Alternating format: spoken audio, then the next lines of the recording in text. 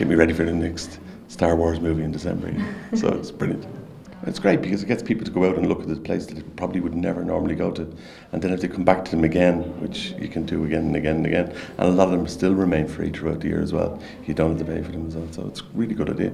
It's either kill or be slaved. So I'd rather be the killer. I'm alert in the diseases that feed us for after dinner. A sinner who quotes a Jesus that Jesus could only picture. Believe in the holy scriptures, the story differs. Oh, oh, no, no.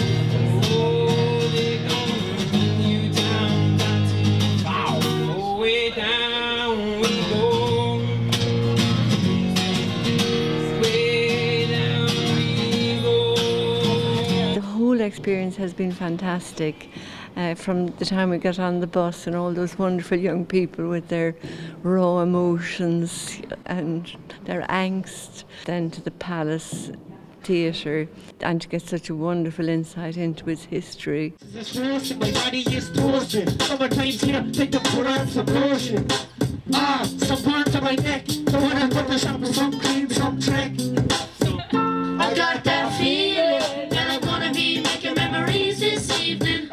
Chilling with the boys all night, just out on the streets, yeah, life's alright. I got that feeling. I think it's great, because a lot of people can be slow to go out and about and do things. I mean, especially when the events are free, people are more inclined to go to them. And it's a great thing for families and for kids. I tend to bring my kids to stuff and they absolutely love it and they're looking forward to it again this year.